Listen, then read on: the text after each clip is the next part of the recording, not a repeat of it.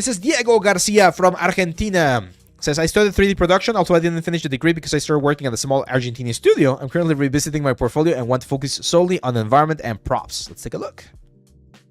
Had a lot of environment stuff, this portfolio review. Not a lot of character. Lowboy says, 3D industry is forever cooked. Lol, why do people keep creating portfolios? That's a great question. Are you a 3D artist, Lowboy? Are you a 3D artist yourself? Because if you're not, I'm sorry to say this, but you have absolutely nothing to say about this industry if you're not part of the industry. Yes, kind of. It's culture. Okay. I mean, and then why do you have that, like, awful mentality? You really think the 3D industry is forever cooked? Do you really think that there's not going to be enough works, games, and productions? I'm sorry. I'm really calling you out because it's the first time you're chatting and you're coming in with a very toxic, like, comment. Like, I don't know. That doesn't feel like the right way to start a conversation. yeah, I agree. Like, that says a lot about you as an artist, not the industry as a whole. This is cool. This is nice, Diego. But it's very blocky, right? Like you can see how there's a little bit more like profile changes in some of these elements, and you're missing important details. This is very important, guys. Very, very important. When you're picking something like this is your reference. Follow the freaking reference, guys. Follow the freaking reference. You do not have all of the elements. What are we missing? We're missing that little camera right there, right? We're missing that handle right there. I don't see it. Oh, no, I do see it. That's the telephone. We're missing, what else are we missing? Like this post right here, I think. No, it's there. Okay, no, you're not that far off. It's just that it feels, I don't know, it feels a little bit incomplete.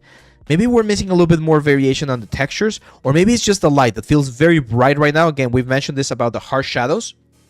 We need to be very careful about this because that's not the kind of shadows that we want. I would try, like, to be honest, one of the things that you can definitely try for this piece, Diego, is try to match the light composition as well.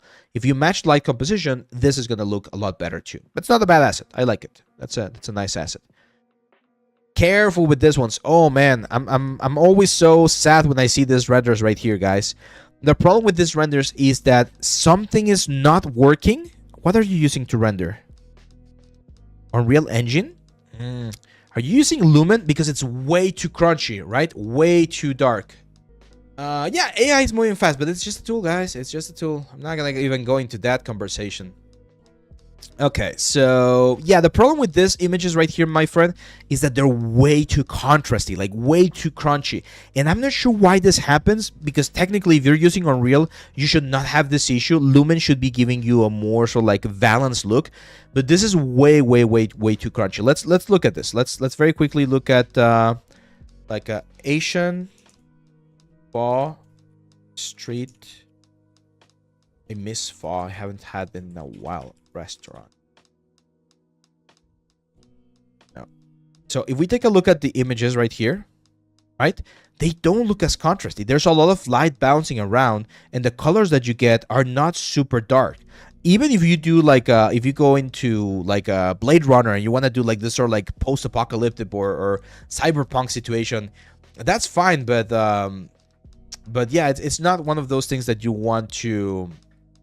What's the word?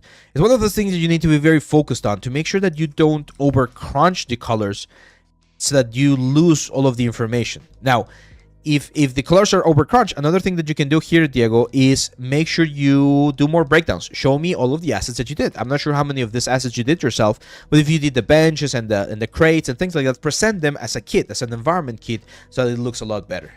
Yeah, no, it's bad. It's bad already. Yeah, it's bad. It's bad. It's bad. Before we get taken out of context, because I know people are gonna are gonna say that like we live in a bubble. It's not that we live in a bubble, but here's the thing: art is such an important part of human nature. It's been one of the things that we as humans have used since the beginning of human civilization, since the cave paintings 3,000, 4,000 years ago. So yes, AI is definitely destroying. And I'm quoting that because it's not really doing that. It's changing the landscape of the current like studio situation of art. but it's not destroying art. Like, people are still gonna create, for God's sake. People are still gonna be doing sculpture. They're gonna do oil paintings like they did like 100 or 1,000 years ago. Like, art's not going anywhere. If you like, I can tell you this, I've been learning how to draw again after like not doing that for a long time, and I could just go into freaking any AI thing and give me a perfect line art of this character that I'm trying to draw. Do you think I find satisfaction in doing that? I personally don't, and I know there's millions of people out there that don't find satisfaction in letting the computer do the work, because part of the work is doing that. Okay? It's doing the process, it's learning, it's understanding the tools, it's having that satisfaction of you doing it, not the computer doing it. That the computer will help. The computer will definitely help.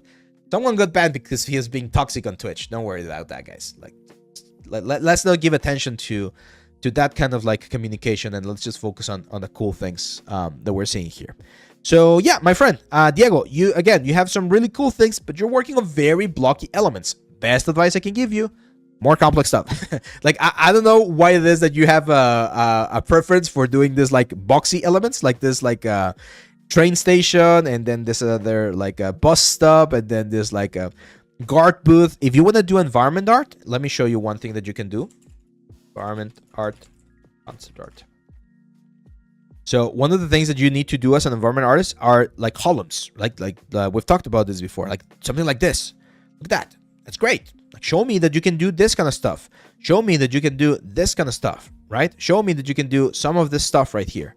Like everything from the simplest rock to some of like the very complex pieces.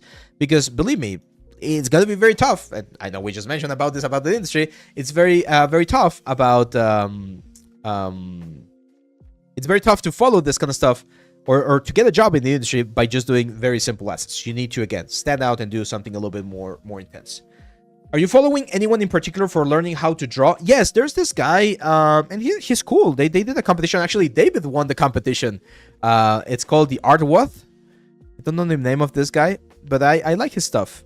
And it's a good. I do think it's a little bit basic in certain areas, but I do have like former training. I did take like a lot of drawing classes when I was in school, so some of this stuff to me feels a little bit repetitive. But if you're starting from absolutely zero, I do think this guy has like a very nice like way of structure of teaching things. And we're not affiliated or anything. so yeah, this guy, of course, Mark Brunette is another like big one here on YouTube that has a lot of like cool things. But yeah, there's a lot of information. Yeah. It's very fun to follow his stuff. Let's see. A couple of days I need a reference, but made it to Unreal and weird. Not sure I understand the question that cool. Something that makes you feel good about the future of 3D is that big companies like Maxon or others continues to invest a lot of money in manual work in the programs. AI is okay. I've mentioned this before, and I'm gonna do it again. I'm not against AI as a tool, but not only us as artists, but also executives, eventually producers, and anyone who's going to be doing the investment, they need to understand it's a tool. It's not a replacement. So yeah, eventually, I hope in 5-10 years, maybe I'm not going to have to do retopology manually. I'm just going to click a button and boom, I'm going to have perfect animation topology or perfect optimized topology. Maybe we'll click a button and boom, we're going to have perfect UVs. But if we don't get perfect topology, or we don't get perfect UVs, or we don't get perfect anything, we as artists need to have the training and the understanding of all of the underlying tools and principles so that we can fix them. You see this in the industry right now with a lot of programmers, right? Like a lot of people doing like this vibe coding thing where yes, AI is going to give you something that that is working, but unless you understand what works in the programming sort of like core systems, you're not going to be able to get perfect results. And you need to know those so that you can detect when the AI messes up. That's how we're going to be using AI with art as well. We're going to be doing that kind of stuff. Anura Gramos says, faster, man, I'm sleepy. I know. I mean, we're taking our time. Like, sometimes you guys complain that we don't take enough time for portfolios. Now we're really taking the time. So let's enjoy the ride.